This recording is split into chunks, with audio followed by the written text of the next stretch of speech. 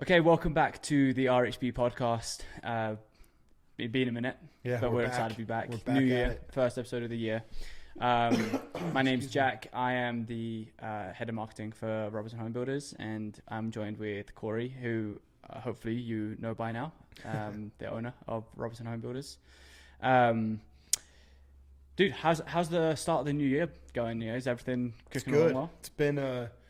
It's been really good. We've been fortunate to not have a crazy snowy winter, so we've been able to kind of just trudge through and get a lot of stuff done, which typically in January, February, we're not able to do some of that. So it's been very nice, especially for some projects with some heavy deadlines on it. It's been good to be able to kind of push through the winter. Great for your professional life as an avid snowmobiler, terrible for your personal life. Yeah.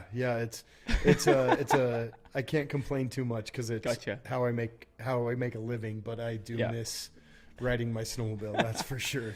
And I mean, it really. So for those of you that don't know, we are entering a home into the 2025 parade, and we broke ground on an 8,000 square foot building. It's a wellness center adjacent to the home that has been going for a couple of years. We broke ground on that at the end of, when was it? September? End of September. Yeah, September. And so we're trying to erect this building in a ridiculously short amount of time. And so the weather, the lack of snow has actually been a huge blessing. We probably still could have got it done even with snow.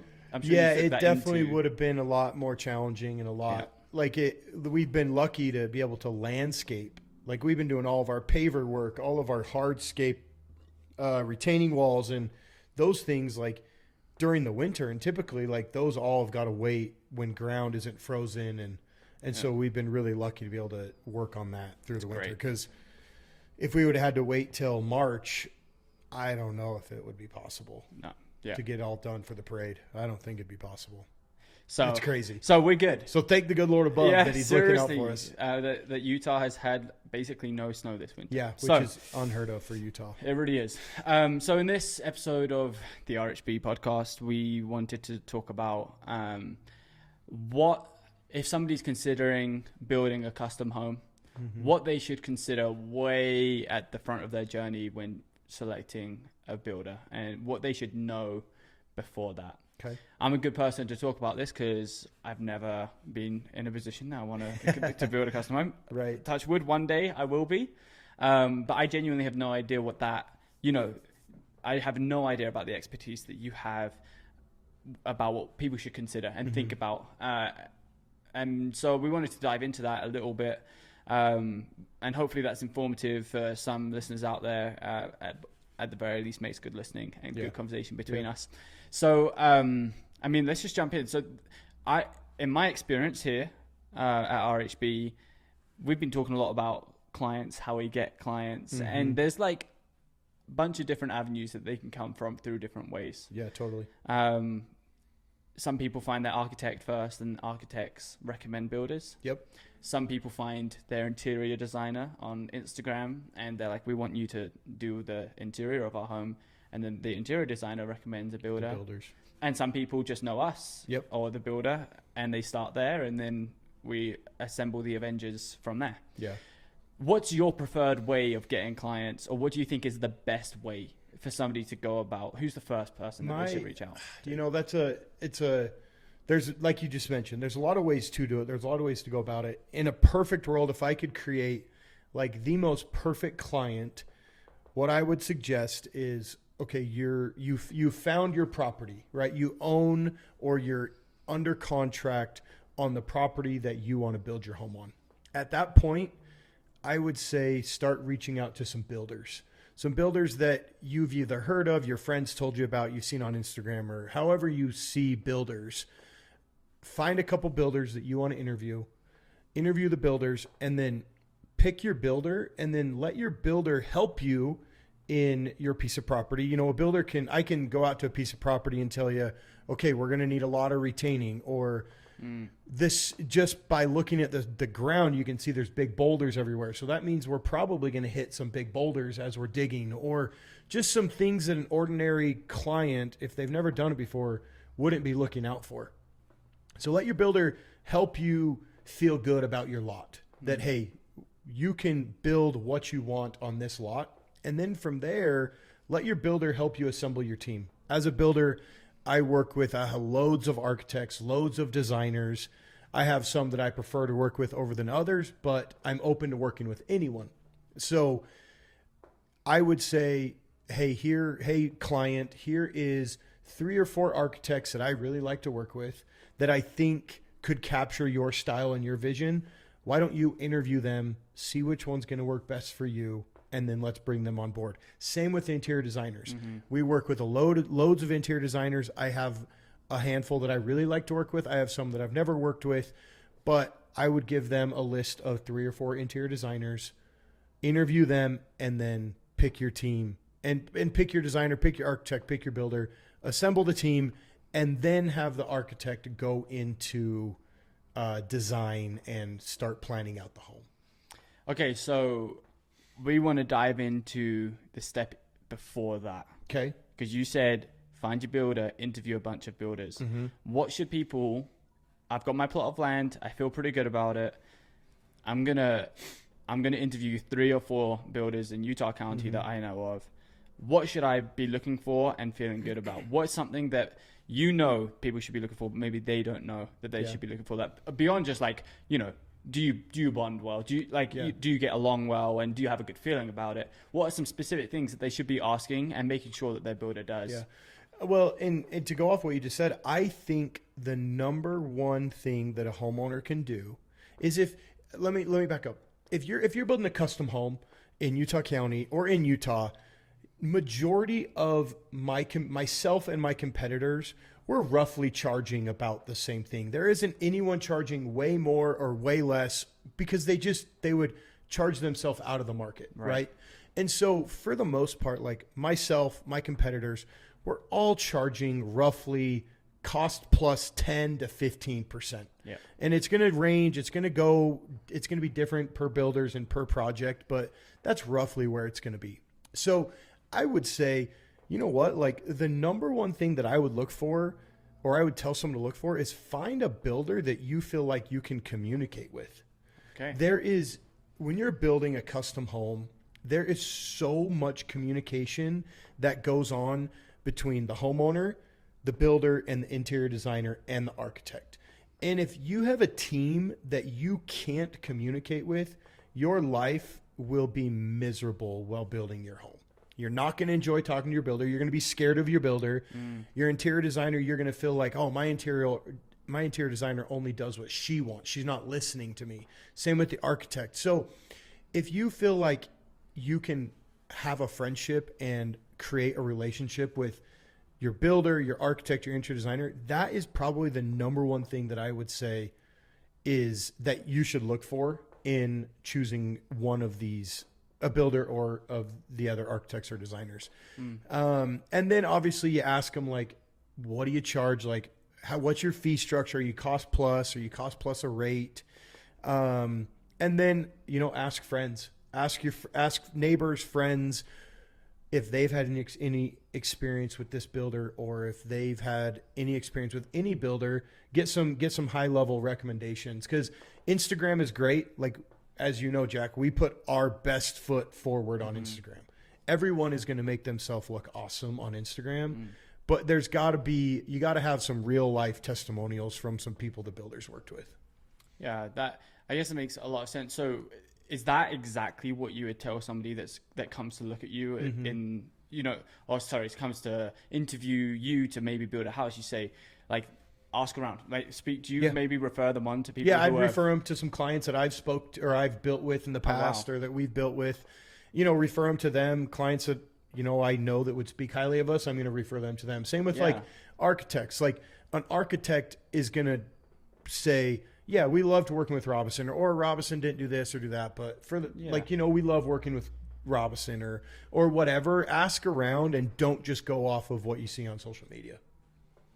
Do you think that a lot of people do that? You think that a lot of people just think? Well, I think social media is where you catch everyone's eye. Right. You catch their attention, and then the next step should be, okay, let's actually dive into these guys and talk to past clients, talk to people that they've worked with, talk to subcontractors. Yeah. If a subcontractor doesn't have good things to say about a builder, that's interesting. Then you definitely don't want to work with that builder, because that subcontractor is how that builder pays that subcontractor. That's how they make their money, is off of builders. That's like a top tip right there. Yeah, I don't think a lot of people ever think to talk to a subcontractor, what it's like to work with Robison or whoever.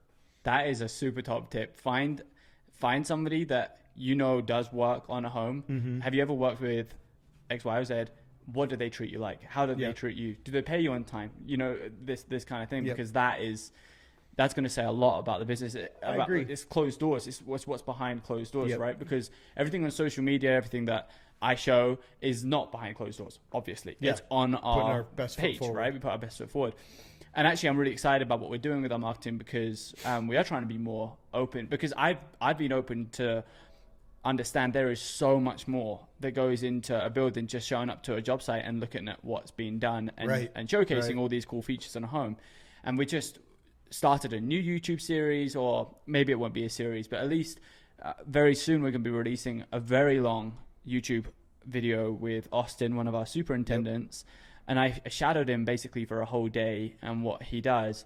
And that really, it's a cool piece of content, because it doesn't necessarily put our best foot forward. It shows what like the nitty gritty of building a custom home is, and what it takes to do that. And so I'm maybe blowing our own trumpet and saying that, we're going to give you a behind the scenes look at what it's like, but that is really important to see. Yeah. And maybe asking a subcontractor is a good way to see what behind closed doors a builder's like. Yeah. And I also like asking a subcontractor, because like, for instance, I'm going to say my siding guy, the guy who does all of our siding, Holloman Siding. Siding is the exterior. The exterior cladding, what it looks on like. The exterior of the building. Yeah.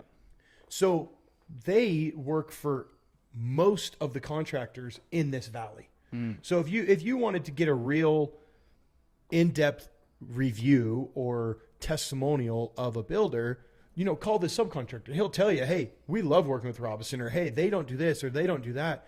And he works with 15 of my other competitors. He doesn't just do my siding. Right. So a subcontractor like that would be able to give a very good review of myself or any other builder that, is in as a competitor of mine. So we've established that, it's good to hear another opinion from a neutral source. Mm-hmm. Subcontractors would be an incredible person to ask. Communication, you mentioned, is like so important when it comes to the builder and client relationship. Setting expectations. Is that number one? I think so. I mean, obviously price has to be right. Yeah, price has got to be right. You don't want to, be in house, turmoil. But so price has to be right. But then next to price comes communication to you. One thing that I prefer to do, and I do this with a lot of our clients, that I start with from the beginning. So when I say the beginning, before they've even signed on an architect, I love to be in the design meetings with the homeowner and the architect. Not that I care what the house looks like. I have no bias. I have no opinions on what someone's house looks like. It's your home. Get what you want. But there needs to be a sounding board in that meeting with the homeowner and the architect that keeps the architect in budget or relative to budget. Because an architect, they're going to draw the most beautiful picture. They're going to do whatever the client asks them to do. Yeah. But as a client, you don't know what things cost. Right. You have no idea what things cost. So if the architect says, hey, we actually need to add 800 square feet here or 1,000 square feet here, and that's already we're already borderline what the budget's going to allow per square foot. Right. Then someone's got to be in there that's like, hey, that's really cool. Let's do that. Just keep in mind. That's going to add X amount. That's going to add, and I can't get it to a exact dollar, but it's more of a sounding board. Hey, your budget is X amount of dollars and we're at 10,000 square feet. Those two don't jive. You can't be at 10,000 square feet and have this budget. Yeah. So we either need to increase our budget, or we need to shrink down the house maybe closer to 9,000 square feet, right, or whatever it may be. And a lot of times those conversations don't happen in the early stages. So the client goes through, they design this beautiful home. The architect is killing it, doing such a good job. The home is done, engineered, and then it's sent to the builder to bid it. And they bid way over. Yeah, and I'll look like an idiot. I come in, I'm $700,000 over what Mr. Client thought his budget was going to be. Right. And everyone's looking at me like, well, why are you so much over? I'm like, it's a 10,000 square foot house. Like, that's what it costs. Yeah. So if there isn't any conversations about budget with a builder early on, there's a really good chance you're going to go back and redesign after you get your bid, because it's going to be over, because there's just no one in the room with an architect and a homeowner that can control the numbers. So that's why it's important to find the builder first. Yep. And have that builder in the room going forward. And I'm sure you I'm sure you chime in on some opinions if you're friendly with that and they want your opinion. But I don't go to every design meeting. Right. Like it's more just like, hey, here's our floor plan, or hey, here's our extra elevations. Let's talk through those and make sure that this 10,000 square foot house can fit into this X amount of dollar budget. Yeah. And if it can, fantastic. If it can't, there's got to be some give and take. Dude, it's cool. It's cool to think, but I never would have thought about having the builder in my design. Right. Because you just presume that you can just give them whatever and they'll build it. Right. And it will work out. And we can, definitely. Yeah. I can. You give me anything, we'll build it. But there's always a price to build that. Right. What else do you think people, here's something else that I know can be a big pain point or is very important to people when they're choosing what, or stepping into the journey of building a home, is like the billing process and like how it's done. What does Robison do, or what are some at least like morals that you stick behind that can give potential clients ease of mind to know that they're going to be treated fairly and it's going to be done right? Because look, it's no secret that we build multi-million-dollar homes. That's a lot of money. It's people's life savings. It's like, it's the biggest thing they'll ever buy. And so they have to trust the builder with money, not just skill and craftsmanship, but like money handling. Right. So what is some things that some people should look out for or ask when it comes to finding a builder? And as far as I can only obviously comment on what we do here at RHB. What I do on a monthly basis is, what we do every month throughout the month, all of our subcontractors turn in invoices for work that they've done on particular jobs throughout the month. Once a month, our office sits down and we create what's called a draw. Mm-hmm. So they take all the invoices, they create an invoice, and then we submit it to the client. And that invoice, that draw includes whatever happened on the job that month. And then typically what Rachel, she will put together the draw, send it to the clients, and then I will sit down with the clients every month and I will go through every invoice that went through the job that month. So we sit down, we go through this draw packet, and it says, okay, we spent $50,000 on lumber. Mm-hmm. Obviously, you can see we spent $50,000 because your house is halfway framed, right, or whatever. So we'll go through every invoice to make sure that they see where every dollar is going for that month.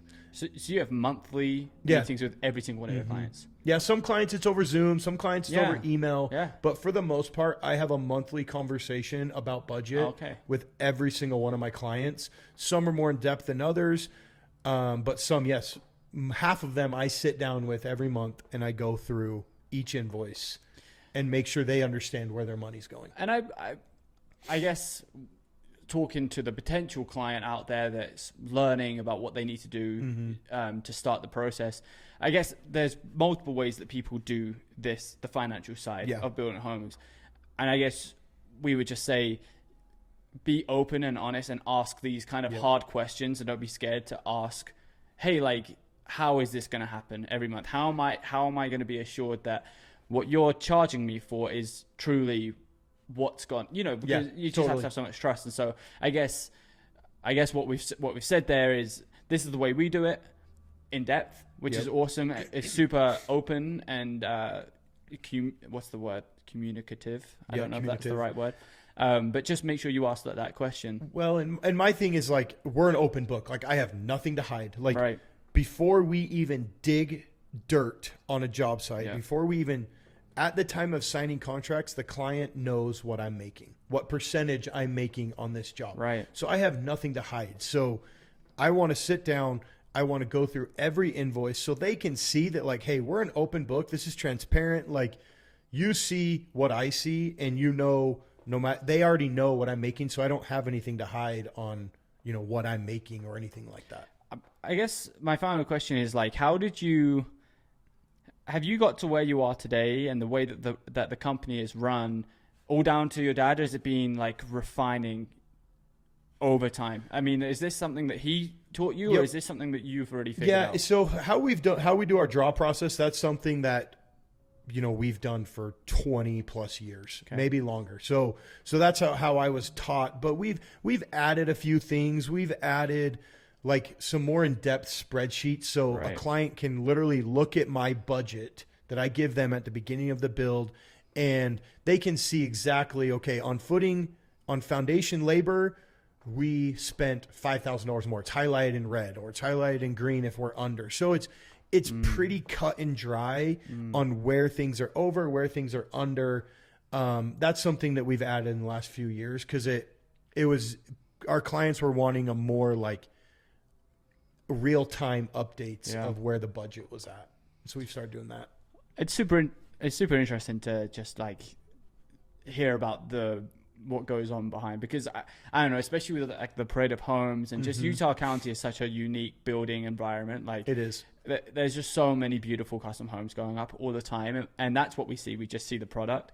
It's just interesting to delve into what goes on behind. Yeah, there's a lot of things that go on in a construction company that don't get shown on social media or don't get shown to the outside. Yeah. And so, I think this is great that there's not a lot of people that ask these questions or talk about these things, but this all goes in and loops into the experience that a client is going to have building a home. Like I tell all my employees that when we're done with the job, if we are not friends with our clients, if we do not have a good relationship with our clients, like we failed. Yeah. Like we failed miserably because can you imagine spending multi-million dollars on a home? Let's say you're spending $3 million on a home.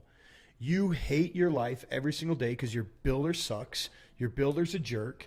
You don't enjoy talking to your builder.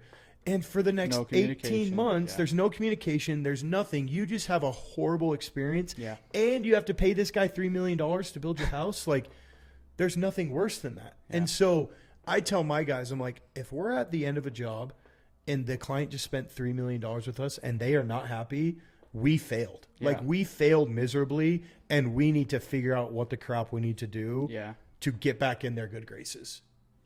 I love it. Anything to add in terms of this topic? No, I don't think so. I think it's just pretty in depth. A really cool conversation to have documented. And thank you all for listening. If you're watching on YouTube, hit subscribe. We're going to come out with at least monthly podcasts, maybe bi-weekly. We'll see what Corey's schedule is like and how much he can put up with me. Right. But yeah, once again, thank you very much for watching the RHB podcast. We will catch you all in the next one. Thanks, dude.